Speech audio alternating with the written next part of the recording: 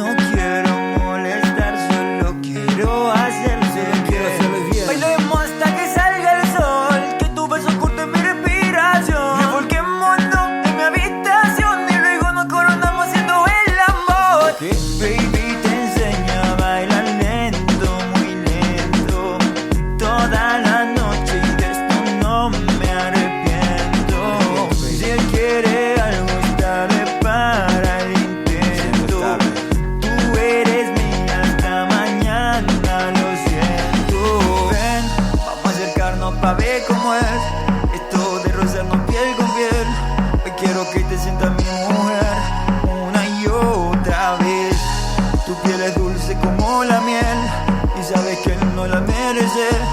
Hoy tengo que hacerte mi mujer y lo sé muy bien. Ven, vamos a acercarnos pa' ver cómo es esto de rozarnos piel con piel.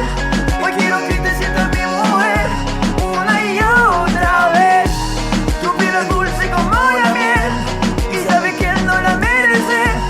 Hoy tengo que hacerte mi mujer y lo sé muy bien. Lo sé muy bien, bebé.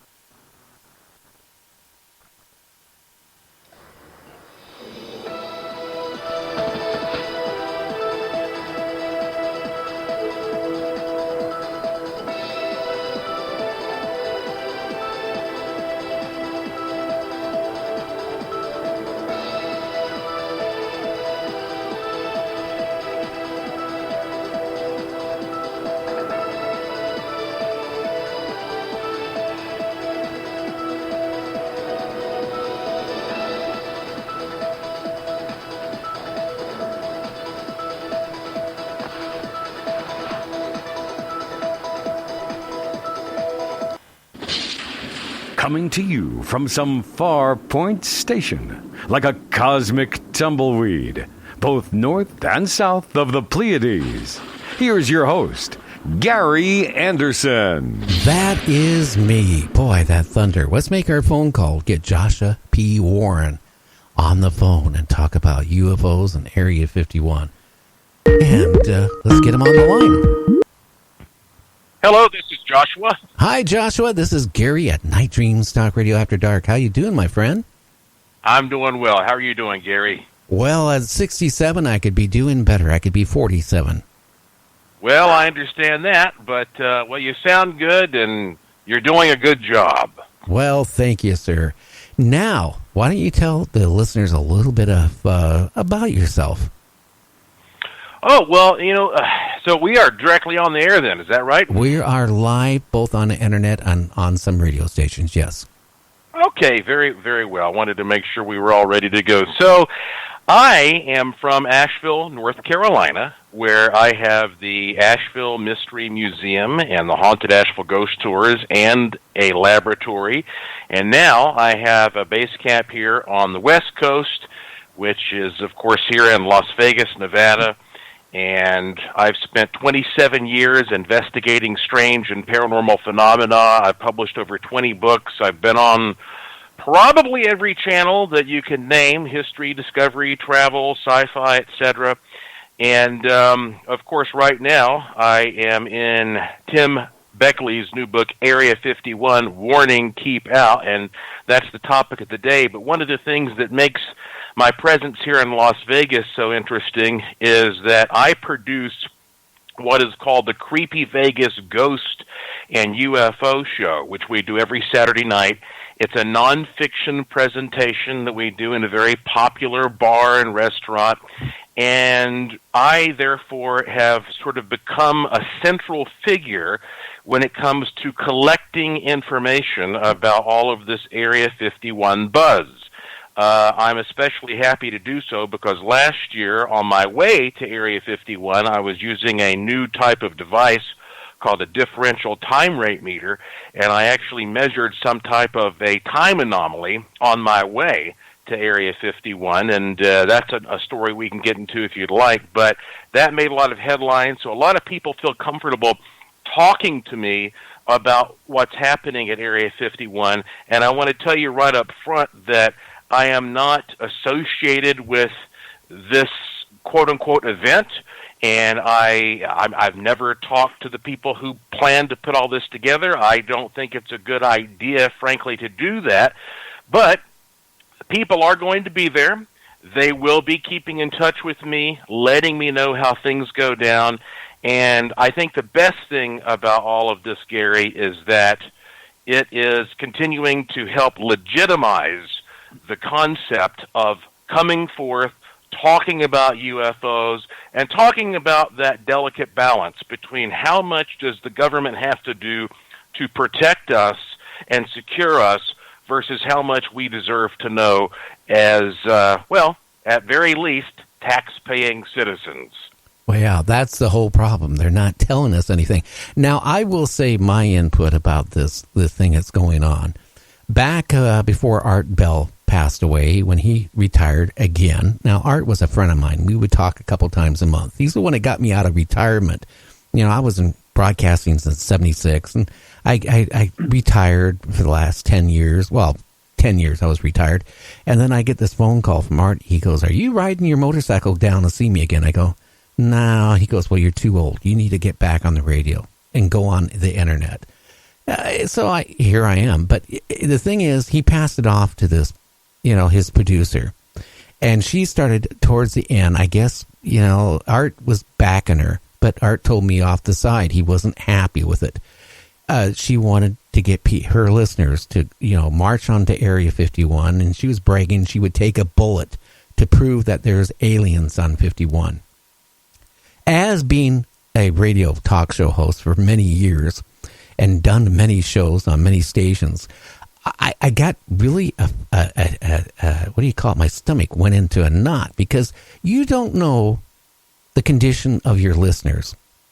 So, you know, you could have some people out there who are on the fringe, and they might take everything what a talk show host as God's truth. And what scared me even then when this was going on back then is that somebody might go on Area 51 and besides maybe on the good side being arrested or on the bad side get killed. And that scared me. So I got a negative feeling about, you know, this. It's nothing wrong at going to Area 51. Stand on the other side of the fence.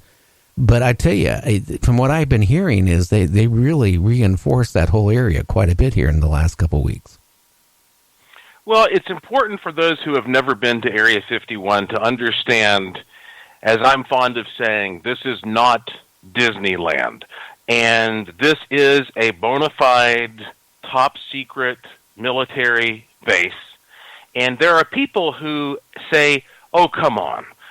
Surely they're not really doing secret work there anymore because, well, it's too famous. We all know about it." And I thought that myself until I came here to Las Vegas, and I started traveling around the state and talking to people and earning trust and hearing more and more about the buzz and the gossip. And basically, here's what it boils down to.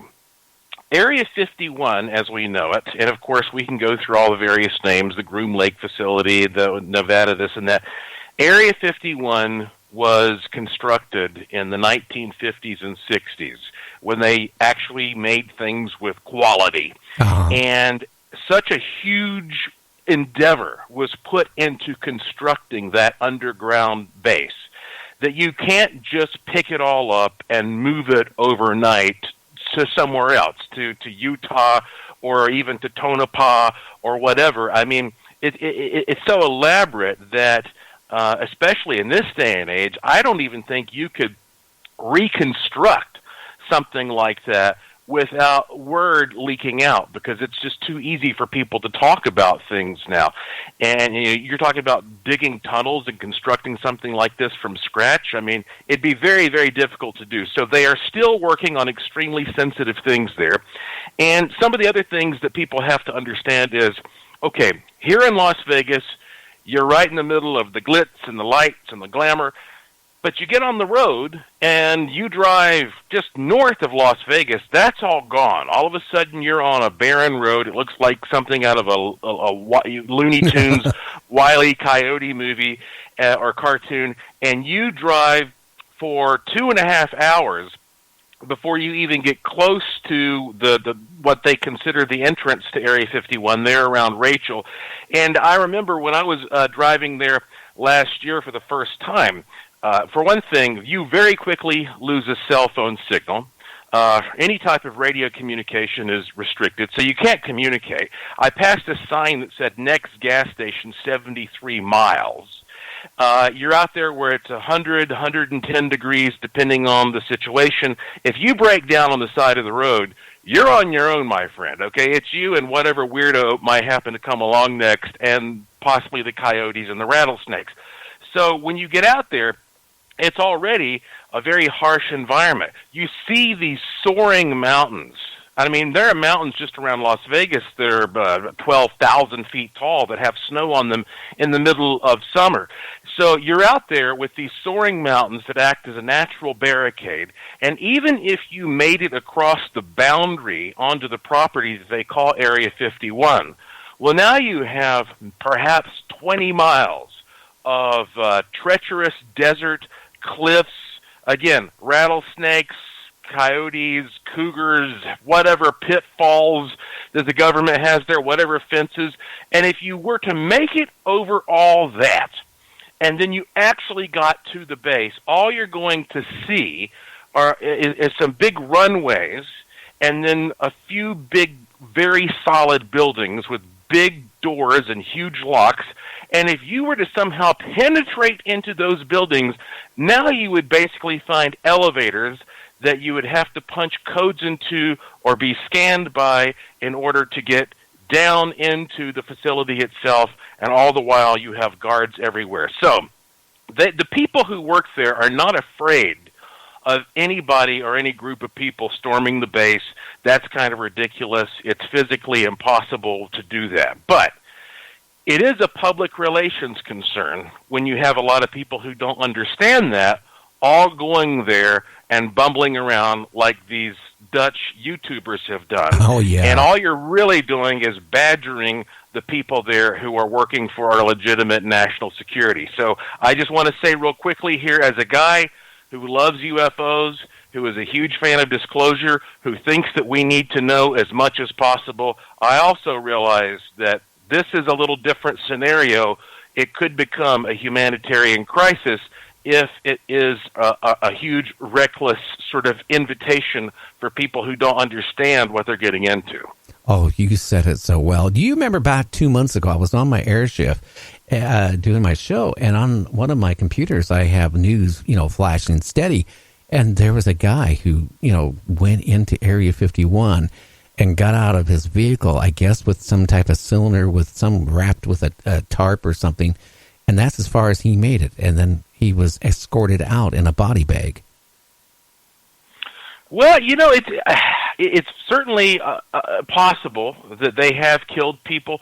I don't think that is likely, and I think there are a lot of these videos out there that are sensationalizing and satirizing and doing a parody of this because they really don't have to kill people. And that's because it is so unlikely that anybody would be a serious threat. They're just agitations. And so what's most likely going to happen is exactly what happened to these Dutch guys. They made it 3 miles in, which is nothing, and then they got arrested. And now for the rest of their lives, they're going to have, they might even never be able to come back into the U.S. If they were Americans, well, then now they have a federal crime of some sort on their record. And I'm sure they're going to be made an example out of. So, I understand the desire to maybe turn this into some kind of a Woodstock event similar to what they have done with the Burning Man, but even that is a challenge to organize. And so, again, this whole thing is really funny. But one thing that I will tell you, and I was pointing this out the other night when I was talking to Tim Beckley and Tim Swartz on their program as well, people are still seeing UFOs that are remarkable right around here in Las Vegas. So it's not like the phenomenon has ended. So I can see why people are inspired. And there is a new video that I have permission to talk about, And if you're in front of your computer, I'll tell you how to watch it. It lasts 1 minute. Of course, my name is Joshua P. Warren. My website is